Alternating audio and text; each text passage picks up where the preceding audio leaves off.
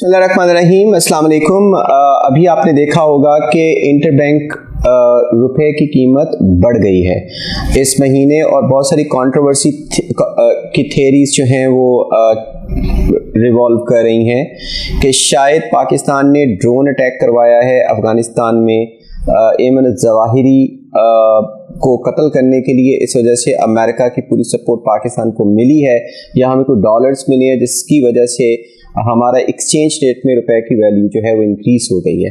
ऐसा कुछ भी नहीं है, बल्कि अब तो अमेरिकन मीडिया ये चीज़ें बता रहा है कि किर्गिज़स्तान की जो उनकी पुरानी बेस थी अमेरिका की, उसको इस्तेमाल करके ड्रोन से हमला किया गया और एमन ज़वाहिरी को मारा गया है। बहरहाल इसकी रीज़न्स क्या हो सकती हैं? इम्पॉर्टेंट रीज़न ये है कि हमारा इंपोर्ट बिल नीचे आया है। इसमें गवर्नमेंट को भी क्रेडिट जाता है, स्टेट बैंक को भी क्रेडिट जाता है कि उन्होंने इंपोर्ट को रिस्ट्रिक्ट किया है जुलाई के महीने में, जिसकी वजह से कोई ऑलमोस्ट 38% हमारी इंपोर्ट नीचे आई है।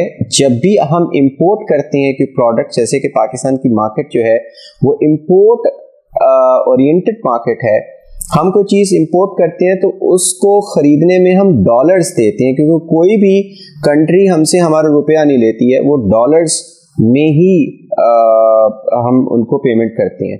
तो डॉलर जितना भी बाहर जाता है हमारे पास कम डॉलर रह जाता है, उसके मुकाबले में रुपया ज़्यादा छपता है या फिर रुपया ज़्यादा होता है, तो एक्सचेंज में जो चीज़ थोड़ी होती है उसकी कदर ज़्यादा होती है।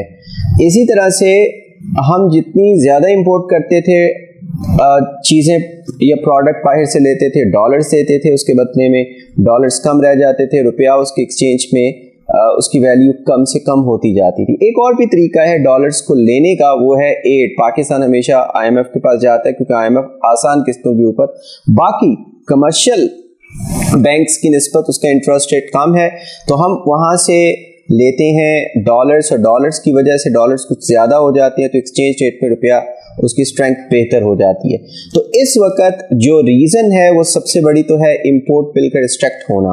उसमें गवर्नमेंट और जो बैंक है स्टेट बैंक, उनकी कम अज़ कम ये पॉलिसी स्टेटमेंट कि हम डिफ़ॉल्ट नहीं करेंगे, जैसे कि श्रीलंका ने डिफ़ॉल्ट किया, इससे भी मार्केट में एक कॉन्फिडेंस आया है, जिसकी वजह से इन्वेस्टर ने अपना पैसा निकाल के तो मार्केट में लगाना शुरू किया। उसके बाद फिर IMF ने भी अपनी एक स्टेटमेंट में कहा है कि पाकिस्तान ने प्रायर कंडीशंस को पूरा कर लिया है, जो हमने कंडीशंस लगाई थी कुछ स्ट्रक्चरल रिफॉर्म्स के बारे में, तो ये भी एक तरह से कॉन्फिडेंस को बढ़ाया है इंटरनेशनल फाइनेंशियल सिस्टम में पाकिस्तान के करेंसी को। तो पाकिस्तान की करेंसी जो है बेहतर हुई है इन चीज़ों की वजह से। तो ये रीजंस हैं, ना कि एमन ज़वाहिरी का कत्ल।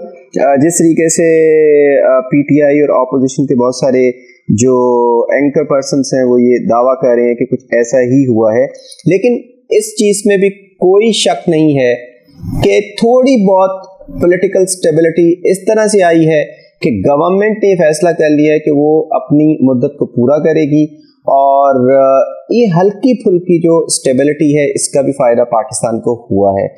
हाउएवर ये जो स्टेबिलिटी है या ये जो इंपोर्ट के अंदर कमी है ये बहुत टेम्पररी है।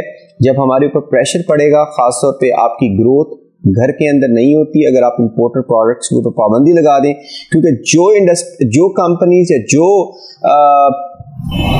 इंपोर्टर्स हैं उनके साथ बहुत सारी एम्प्लॉयमेंट जुड़ी होती है। तो एम्प्लॉयमेंट को क्रिएट करने के लिए और इकोनॉमी को ग्रो करने के लिए हमें इंपोर्ट करनी पड़ती है चीज़ों को। बहुत सारी जो हमारे GDP है वो इंपोर्टेड प्रोडक्ट्स के साथ, इंपोर्टेड रॉ मटेरियल के साथ फिक्स्ड है, तो ये आ जाकर हमें दोबारा से उसी सतह के ऊपर चीज़ों को ले आएगी।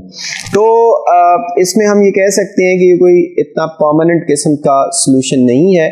परमानेंट सलूशन कौन सा हो सकता है? जब हम स्ट्रक्चरल रिफॉर्म्स करेंगे, हम अपनी इकोनॉमी का स्ट्रक्चर बेहतर करेंगे, हम डाइवर्सिफाइड करेंगे एक्सपोर्ट को और डॉलर कमाएंगे, इस तरीके से हम रेमिटेंसेस को इंक्रीज करेंगे, और वो भी ज़ाहिर है जो उसके रास्ते में हर्डल्स हैं उसको ख़त्म करेंगे, और सबसे इम्पॉर्टेंट पॉलिटिकल स्टेबिलिटी है। इन चीज़ों की वजह से हम लोग एक परमानेंट किस्म का सलूशन तलाश कर सकते हैं, अदरवाइज ये कोई टेम्परेरी सी चीज़ है।